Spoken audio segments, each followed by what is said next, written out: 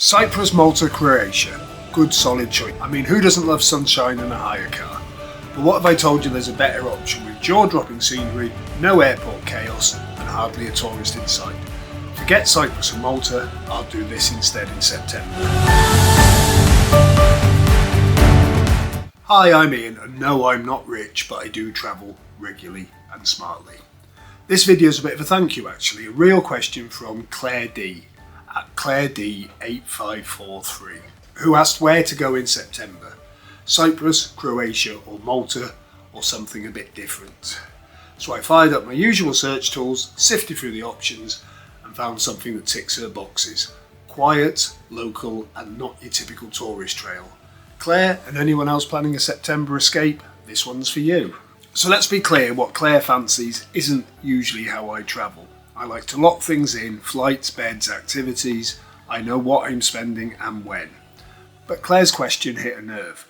Because this, quiet places, local food, scenic drives, travelling as a local is exactly the kind of holiday I've always fancied, but I just haven't been able to justify it on my budget because I'm usually travelling with one of the kids and I need to know that a lot of things are controlled. For example, I need to know where they're staying tonight. And I think a lot of people are in my boat, but hats off Claire, I'd love to try it. In fact, you've put it in my head now. I mean, sure, I've dabbled. I once bailed on a perfectly good motel in Canada to take a side trip to New York, and luckily because the hotel in Canada was cheap, I wasn't losing a great deal, and we made that one up as we went along, and I've done similar. But I've always had a base to come back to. But the idea of planning to be free, now that's tempting. As kids, we did it in Florida on a fly drive. That is the closest I've ever been. So let's see if I can help Claire do it, or at least give her the basics. And I'll probably end up tempting myself, because you know that's how I go. Put an idea in here, it festers, and it comes out. Oh, it's alright Claire, I don't know exactly where you're flying from, but let's say London or Manchester for now. I've already had a quick look, and it looks like Larnaca and Paphos are the best two in Cyprus. So let's see what happens when we click search. I've already had a quick look first. You're coming up with Ryanair out of Liverpool for 146 per person return, which is not bad. Or Wizz Air out of Gatwick for 160. That's a surprise because normally London works out the cheapest. So let's have a quick look at Malta.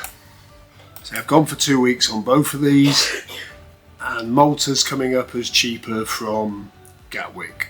So I've gone for 2 weeks because I've got no idea how long you want, but both worked out as 7 days. So let's have a quick look at the original suggestions. Cyprus, gorgeous, but honestly it's huge. To do it right, you need to drive. Troodos Mountains are stunning. I was based there briefly during my time in the forces and I've been back since. There are so many parts that the tourists rarely go to, which is going to fit in with the meat and the local side of things. Now Malta, it is quieter in parts and easy to drive around, but it's very compact. You'll see a lot in a few days, so you probably wouldn't need a week, definitely might not need a fortnight. But being a small island, there's so many choices of beaches. September will still be nice, but for me, I'd be looking at Cyprus. However, I do have a better one that I'll let you know about later. So of the three that were suggested, I'm actually going to recommend Cyprus, but not the version you'll find in the travel brochures. I'm talking village guest houses, empty mountain roads and tavernas where the menu's handwritten that morning. Car hire in Cyprus is ridiculously cheap. You can certainly budget on getting something for £100 a week, if not less. Last time I was there, they were doing beach buggies for a tenner a day. Now, I'd start in the Troodos Mountains, stay a few nights in Omodos or Kakopetria. Wine country, cool air, cobbled streets, great food, zero stress. September might be a bit early for this, but when I was out there in the 80s, it was possible to go skiing in the morning and sunbathing in the afternoon. Then maybe drive out to Lefkara, famous for its lace and its silverwork. Not touristy, just charming. You could even head north to the Turkish side like Kyrenia or Belape, which is stunning, just check your car hire insurance covers it. And of course finish with a few chilled out days by the coast in one of the resorts, but instead of Ayia Napa or Paphos, I'd go west to Polis or Latchi. They're quiet, local and have amazing beaches. I'd also spend a day or so in Paphos as well. Aphrodite's Bay and some of the Roman stuff there is amazing. And there's a restaurant there that has always had a tame pelican. I don't know if it's still there, but it was there for years. And accommodation wise, if you shop around, it's certainly doable for less than £30 a night. The last time I was in Paphos, we were getting guys coming up to us and offering us complete apartments for £20–30 a night. You know, it's unbelievably cheap out there. So you're after somewhere peaceful, with space to roam, plenty to discover. Cyprus might just be your September wildcard. Here's the one I'd recommend. Now, I've gone for Athens just purely because I love the place. It's not a dissimilar vibe to Cyprus, however, just bear with me on this, you'll see why. Flights in September, they're not the cheapest, 145. If you can hold off till October, you can get them down to about £50 a head. But they're not bad flight times. If you were to go from Luton with Wizz, you'd be leaving at 7:10 and you'd be coming back at 1400. That's fairly static throughout the year. When we went for a 3-day break, we actually took a much later flight, so it gave us nearly a full whole day there. It's fantastic. When I went with Mum, we went for an earlier one, but that's just that. But it's got to have something going for it. If it's my dream to see as much of the world as possible, and I've spent 2 trips going there in the last 6 months. So that's what I would do. I can tell you now, I would probably start in Athens itself, maybe spend 2 nights there, do the Roman stuff, do the Greek stuff, do the Acropolis, eat in rooftop restaurants, and they're 2 nights you're not paying for a car. Car hire prices are similarly cheap, but then I would do this road trip. So after you've spent a couple of nights in Athens, and trust me, some of the hotels there are as low as £20 a night and they're not too bad. You've wandered the Plaka, you've climbed the Acropolis, maybe even watched the changing of the guard. That is more mesmerising than you think. I'll pick up the hire car, head straight down the coast to Cape Sunium. Why? Because the Temple of Poseidon is there. Think cliff top views, sea breeze, barely a coach in sight. They will be there, but the rest of it, there's nothing else around it. It's lovely. And then after that, you'd work your way northwest for a few days. You might stop in Nafplio. It's one of Greece's prettiest towns, all pastel buildings and fortress views. Perfect for a slow coffee and a stroll. Guest houses here. Again, I was finding plenty under £30 a night if you're not too fussed about flashy. Then keep rolling inland to Delphi. Yes, the ancient ruins, the views over the valley, but also the peaceful village. Vibes just up the hill when you can spend the quiet night and enjoy the mountains.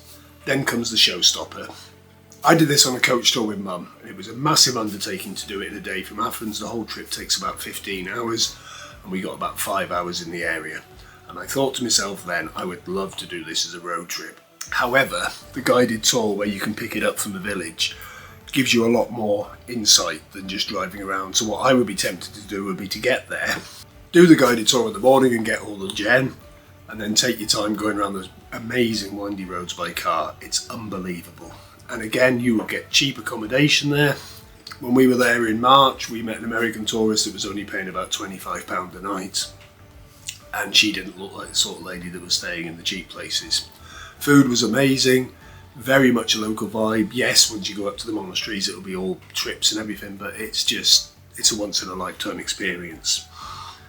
And if you've got time left, you could go to Lake Plastera for forests and quiet trails. If you're feeling brave, head east to Volos and check out Pelion. Forested villages, hidden beaches, and barely another Brit in sight. I think that's the main thing. You don't necessarily need to engage with the locals, you just need to get away from the Brits. And I noticed up that coast all the way to Meteora, there were so many villages that didn't look touristy, they just looked like places where people lived. It was stunning.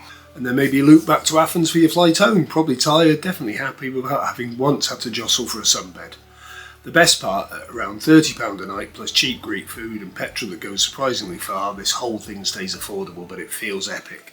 That's how I would do Greece. I'm not ready to do not knowing the control cost yet because I'm poor and I've usually got a kid in tow. So, what do you think? You're talking both destinations were £145 return for flights. They would be cheaper if you went in October, Claire. Both destinations you can get cheap hotels. Car hire in both is reasonably cheap. I would say in Athens a little bit more expensive than Cyprus, which is why you could take the edge off that by spending your first 2 nights and your last night in Athens, which is a very walkable city. And it amazes me, obviously it's busy, it is touristy, how few tourists you see in a place that's meant to be full of tourists. So, hope you enjoyed watching this. This one's for you.